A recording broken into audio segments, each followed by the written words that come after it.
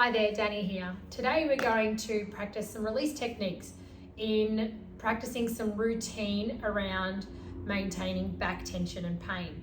Too often we see people who don't practice these techniques and end up with a collective accumulative tension in their back that can lead to some back pain or compression and maybe in turn some disc-related inflammation.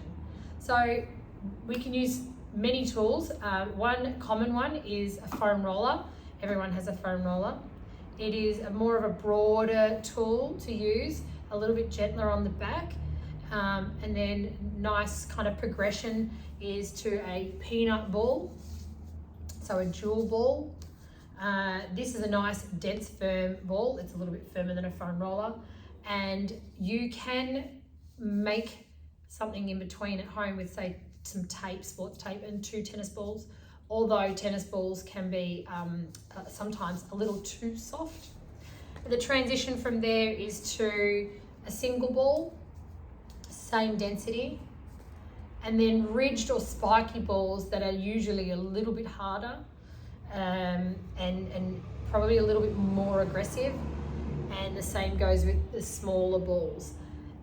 These balls are very hard. These are very firm, like a lacrosse ball almost, kind of just shy of that pressure. So making sure that you use this as a tool before going to those is really important. On a foam roller, the first thing you want to do is loosen up your lower back, and you never want to be on the spine on the foam roller. So get down onto your lower back with the foam roller behind you, and then turn your hips just to the side, and then you can put your elbow down and lift your bottom off the floor. And then just gently move through that tension on the side of the spine with the purpose of pausing in the tight spots and just sitting, and then gently moving further up just to below the rib cage. It is a little bit of a workout for most because you have to hold your own weight through your shoulder. So if a foam roller isn't an option for you, you might like the peanut ball on the wall. Once you've done your lower back on one side, so here we're just releasing the erectors, neighbouring the spine. You can go a little bit further, twist a little bit further, get into your QLs, or quadratus lumboris. And these are the fanning muscles that are more to the side of your back. And then once you've released those, do the other side. And then we look at upper back. So we come down onto the foam roller, place the foam roller at the mid part of our back, and then grab your hair out of the way and close your hands, put your hands behind your head and close your elbows around your ears, opening up the upper thoracic. Lift the bottom off the floor, and then start gently rolling into a bridge up to the top of the shoulders, and then rolling back to that start point. And then here is where you'll discover some tight spots. So you might take your time, pause. You might just gently roll back and forth over those tight spots if you can withstand it. And then coming back to the start. You might find yourself spending a little bit more time there. And then a nice way to really complement these exercises with some mobility, some spinal mobility. So you bring your bottom to the floor, up to the top of the shoulders, and then gently drop your head over the foam roller. So you're curling your spine over the foam roller. Lift back into neutral, lift the bottom, move the foam roller a couple of centimetres, put the bottom down, and then curl your spine over the foam roller again, keeping those elbows by your ears. Lifting back up into neutral, lift the bottom, move another centimetre or 2, drop the bottom. And you'll follow this pattern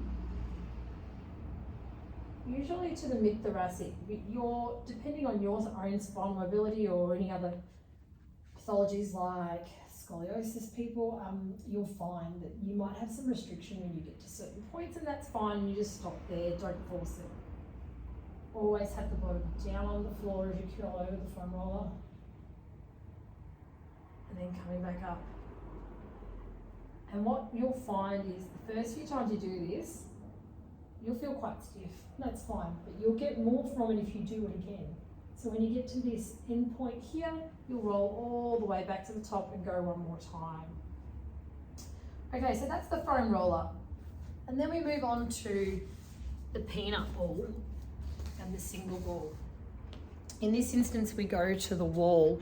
So I'll take you with me. So here you're going to place the peanut ball up against the wall and then into your lower back. And you'll kind of do like a wall squat here as you roll up and down the wall on the ball. And the peanut ball is quite a useful tool for applying pressure to both sides of the spine and without feeling like you can hold your body weight on the foam roller. So you can do this all the way to the top and then back and forth there. You can then do the same thing as we do on the foam roller. You can put more pressure into one side by just gently twisting into the ball and coming down on your side and then pressing back up. This ball is really great for between the shoulder blades, so you might bring it up a little bit higher and then step your feet out a little bit further and put a bit more pressure. There we go, between the shoulder blades there. What I will suggest is that you use quite a firm wall,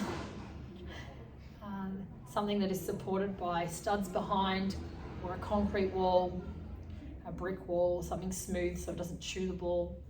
Avoid using the ball on a hollow wall. I have done it before and put myself through the wall. And if you really, really can withstand using a single ball, it's obviously the surface area is much smaller, so that pressure point is singular and you can move into a single ball in the same fashion. Probably just takes a little bit more control because you'll slip on and off because there's less stability in the ball. And that's how you use balls and foam roller to release your back. Hope that helped you, and please practice daily. If you're someone who has lots of tension in your back, with routine release, I promise your symptoms will ease. Cheers.